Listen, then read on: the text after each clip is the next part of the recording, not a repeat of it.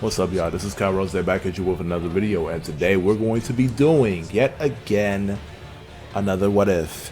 This time it's going to be what if Sonic is integrated in the Netflix series with the IDW comic adaptation of Sonic the Hedgehog. So we already know that Sega and Netflix is doing a collaboration with the 3D version of Sonic in 2022, and this is going to be interesting because we don't know what the story is going to be about. We don't know what to expect from this show. Hopefully that this will be a good show. For one, this is going to be a good show. And two, just hopefully, I hope, in my opinion, that they take something from the IDW series, because the IDW series of Sonic the Hedgehog is one of the most plot consistent and the most interesting out of the comic book versions of Sonic. Now, obviously, Archie Sonic is discontinued, but even with Archie Sonic, I do believe that Archie Sonic had a lot of great characters. We had, Sly Acorn, a lot of characters that were interesting in the Archie series. Now, with the IDW series, you have Mr. Tinkerer / Dr. Eggman. I love that plot point with Mr. Tinkerer, by the way, because Eggman, his side, that part of him, when he was a quote unquote good person, we get to see in the series what Eggman is capable of as a good individual. Now, obviously, we know that Eggman will never ever be a good individual in the Sonic series, but just to see that point in that aspect of Eggman being a good person as Mr. Tinkerer, I like calling it Mr. Tinkerer. I think his name is actually Mr. Tinker though, but Mr. Tinkerer is such a good plot point for Sonic, and him being evil again because of Metal Sonic, and how Metal Sonic Overlord is probably one of my most favorite transformations in Sonic the Hedgehog. And with that being introduced in the IDW version of Sonic, it is such a cool fucking transformation. I don't know why people don't like Metal Sonic Overlord, but in the Sonic Heroes version, it was such a cool fucking transformation. Even if he was talking, I really don't understand that part.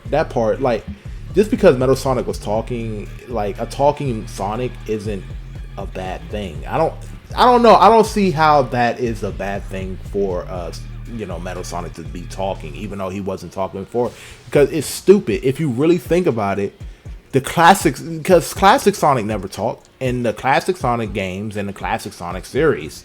So why the fuck is Metal Sonic not able to talk? Because Metal Sonic came from the classic Sonic CD. So obviously he wasn't able to talk because he came from that generation, and with his transformation he's able to talk out of nowhere. It just makes sense for me. With Sonic Heroes, obviously during that time I can kind of understand, because during the time when Sonic Heroes came out, Metal Sonic just talked out of nowhere and it was kind of random. But Metal Sonic talking isn't a bad thing for me personally, because obviously you have modern Sonic and you have classic Sonic. Anyways, with the IDW series, there's a lot of things that they need to implement if they was to do this the right way. One of the things they need to implement is consistency. Consistency is good with any medium, but when it comes to IDW Sonic, it had one of the best plot points in Sonic history. Let's be honest here. You have a lot, Sonic Forces did bad in terms of story, and Sonic Adventure was decent in terms of story. Sonic Adventure 2 was actually good, but those were the only Sonic games that were actually the best and the pinnacle of storytelling when it came to Sonic the Hedgehog. And with IDW Sonic took all of that, what they did with Sonic Adventure 2, Sonic Adventure 1, and they astronomically made it so much better with the Metal series. When everybody was becoming roboticized, and I love the fact that when it comes to the roboticization of the animals, I love that throwback of the Archie series, because if you remember in the Archie series, you had the Freedom Fighters and Eggman in the Archie series, and I love his design, and I love Archie Eggman. That is such a fucking cool design with the black eyes and stuff like that. But anyways, when Eggman was roboticizing the animals in the IDW series, that's what he did in a similar way. So I love that they made that throwback and put it into an entire arc. And with that being said, it's like a lot of the IDW series has a lot of good quality storytelling.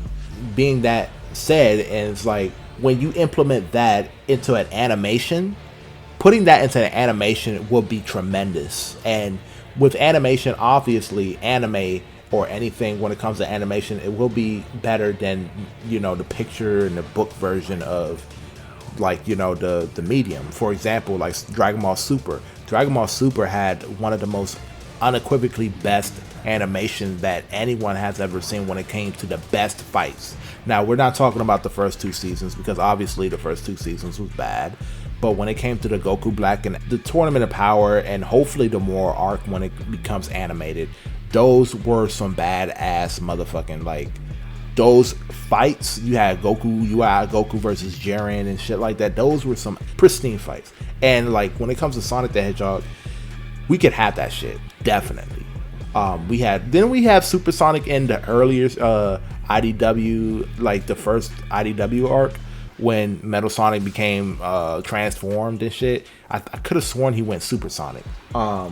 And then introducing characters like Whisper and shit, the new characters that was in the IDW series by fans, and that's just so cool to see Whisper and to see Tangle and like Knuckles, and hopefully all of these characters are relevant again, because if we was to have a Sonic Adventure 3, all of these characters have to be relevant again, because that's how you make a Sonic Adventure game. Because a Sonic Adventure game with 1 and 2, you had Tails, Amy, everybody was relevant in some form or fashion within the Sonic Adventure series. So they need to be relevant again, so we can put them into Sonic Adventure 3 with that story being said. And it's like different stories for Sonic and overarching stories. I love it all.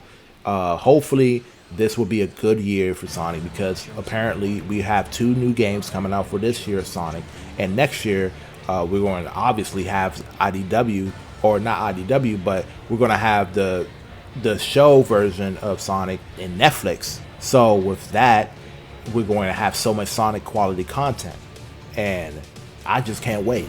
Hopefully it's not bad. Sonic is the mascot of Sega. Sega needs to get this shit together, because Sonic is their mascot, not Yakuza, not Alien Isolation. And those 2 games, Yakuza and Alien Isolation, was banger ass games. So if Sega knows how to make banger games, I hope they discontinue Sonic Team, because I feel like they know the route to go with Sonic, with Paramount taking over with Sonic the movie, and now they're taking having a collaboration with Netflix with this new 3D Sonic show. It's just, there's so much stuff going on with Sonic the Hedgehog, and like, I just want this year to be really big. Even if this year, hopefully this year is better than 2020, but even if this year is for some reason worse, it's possible. I just hope that Sonic is still better than ever. That's the thing. That's the one thing that will make me happy of 2021. And if you like this video, just look at all my previous videos, and I will see you guys later. Peace out.